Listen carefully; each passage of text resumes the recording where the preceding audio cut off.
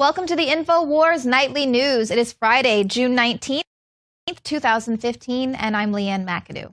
Well, we all know that the government can never let a good crisis go to waste. So before the blood had even dried in this mass shooting, the president was already calling for gun control.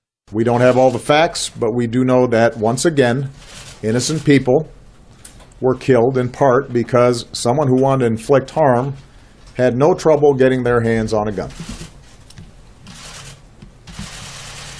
Now is the time for mourning and for healing. But let's be clear.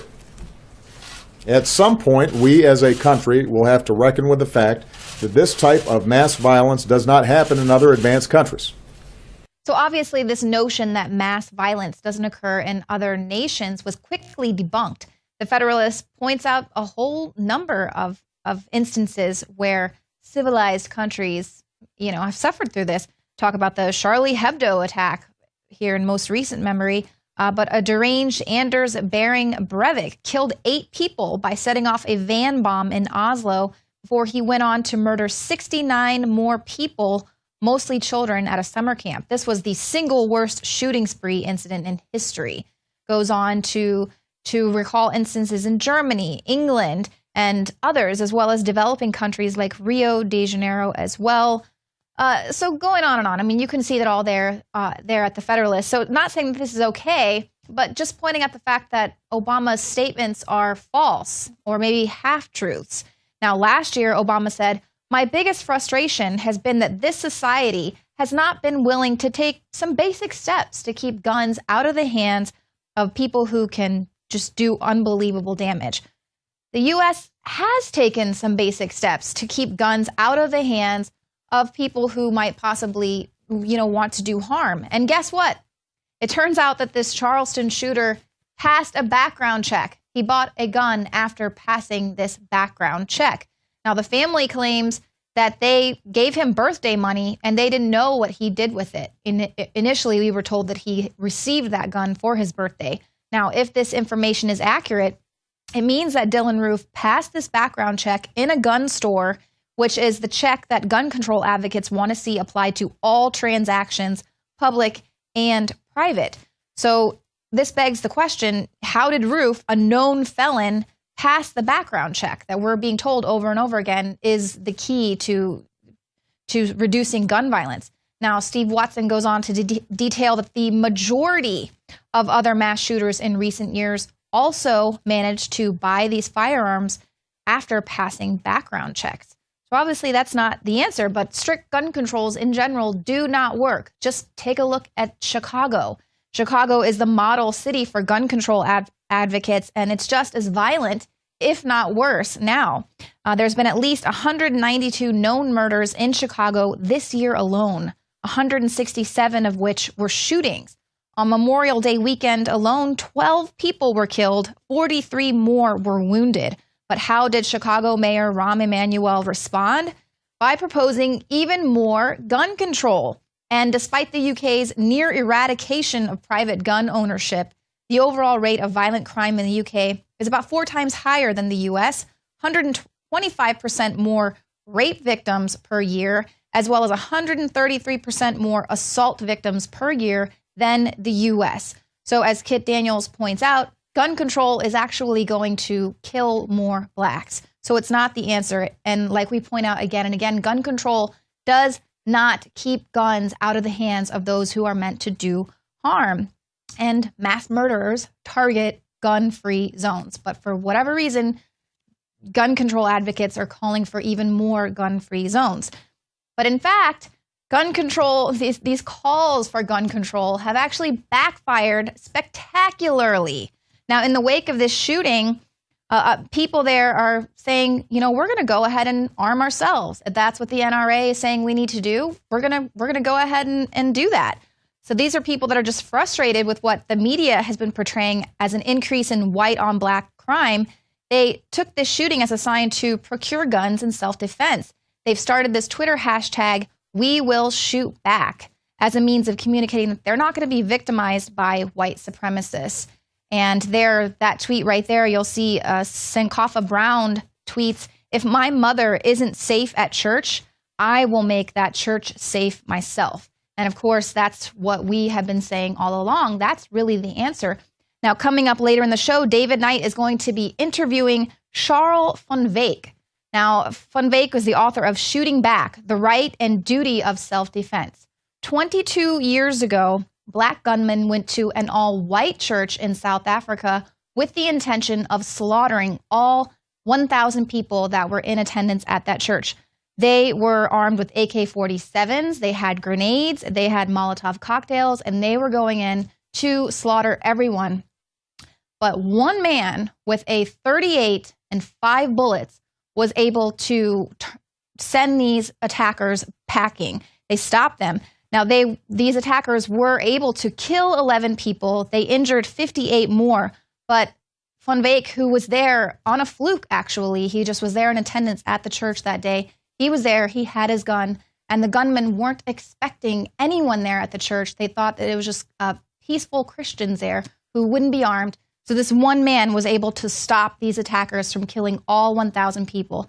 Very powerful story. That's coming up at the end of the show. But first, once again, immediate calls for gun control, but no calls for pharmaceutical regulations. Once again, another mass murderer was on drugs that were linked to violent outbursts. We point out it was Suboxone, which is a narcotic that is used to treat opiate addiction. And it's a habit-forming drug that has been connected with sudden outbursts of aggression. As the website SSRI Stories profusely documents, there are literally hundreds of examples of mass shootings, murders, and other violent episodes that have been committed by individuals on psychiatric drugs over the past 3 decades. But considering that it's pharmaceutical giants that pump millions of dollars in ad revenue pretty much every month, they're the ones that are propping up these networks.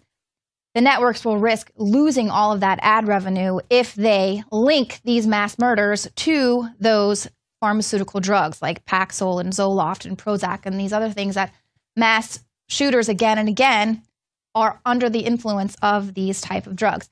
Now, this is no excuse for the race angle in that a lot of people are getting, upset that whenever there's a mass shooting, people connect it with these SSRIs and saying, well, now you're, trying to negate the fact that there was a racial issue with that. There are other useful idiots in this race war, and I'm going to break that down coming up. So we're definitely going to cover that. But first, while we were distracted, the House rushed through the TPA bill yesterday. Now, this is the TPA bill, which is going to grant fast-track authority to the president. It's going to make it easier for this president and the next one to rush through trade deals like the TPP, the TPIP, and TISA. So this is a doozy.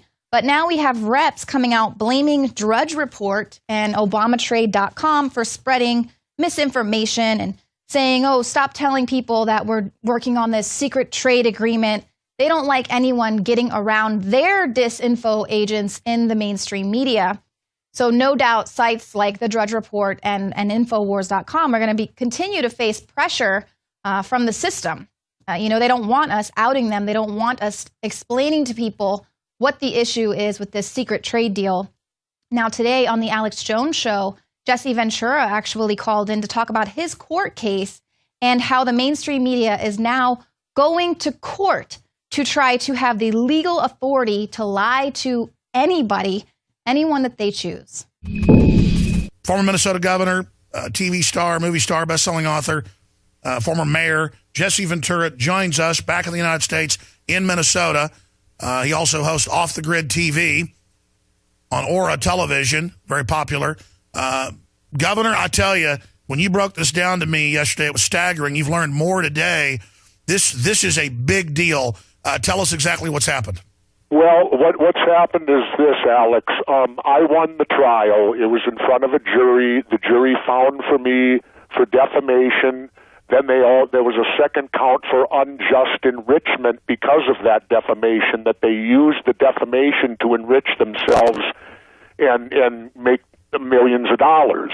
And the jury awarded me roughly 25% in unjust enrichment. Well, this, and we'll clarify right now, 50 is a little high. I'll read it. I've got it right in front of me. This is a motion for leave to file brief, whatever it is, AMICI-CURIAE.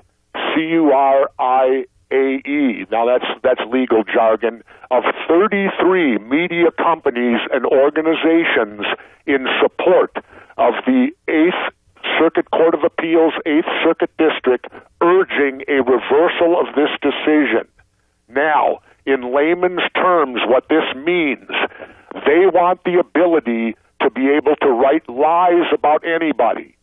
Now, it just happens I'm a pretty big public figure, so they can, and so many people out there are going to think, well, this will never affect me. I'm not a public figure like Jesse Ventura. No media is ever going to lie about me. Well, that may be true, but it's still, this is a mega thing to our freedom and to protecting ourselves from the corporate fascist takeover that we're seeing. And what they want, if this is overturned, they will then have the ability to lie about you and make profit from those lies, and you will have no way to redress or no way to be compensated for the damage they do to you. So it's going to give them free rein. It's going to set the bar so high. The bar is already high, but it's going to set the bar so high that they will be able to lie and get away with it, and there'll be nothing any individual out there can do. I fought this fight now by myself. It's 3.5 years now, Alex, and it's drained me financially. And my attorney said this could end up in the Supreme Court, because we do have the Supreme Court decision back in 1960 backing us. So if the 8th Circuit Court of Appeals rules for them, they will actually be going against a Supreme Court decision already on the books. So this could go all the way to the High Court. I'm urging people, I've never did this before really, Alex. I guess I did when I ran for governor and mayor asking for votes. And this is hard for me to do being a person like I am, but I've got to ask for help on this. I need help to fight this fight. Because the 33, I mean, it's a who's who, Alex. Let me go down the list. Could I? Absolutely. Last night we talked, and you hadn't even seen the document yet. Just your lawyer said it was Let me scores, go down and I said the list of who it is. Before we do that, Governor, let me just explain to folks, to be clear here. The major media, from the New York Times to Fox News, who are signed on to this, you're going to go over the list, they are saying they want immunity to be able to lie, just like vaccine makers want immunity. This is a license to steal, basically, people's identities. It's a license to say, I'm a bomber, or Alex Jones is a child molester, or Joe Smith's a bank robber, when we're not.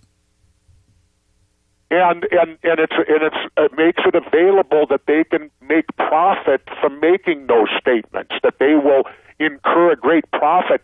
And what they're trying to do is stop you from being able to stop them from making a profit from the lies. It's unprecedented. It is. Oh, yes, it is. This is unprecedented. This is big. So please break down what your top lawyer told you, the angles of this, and who's signing on to... Well, I got the list right here. You got A&E television networks. We all know them from cable, A&E.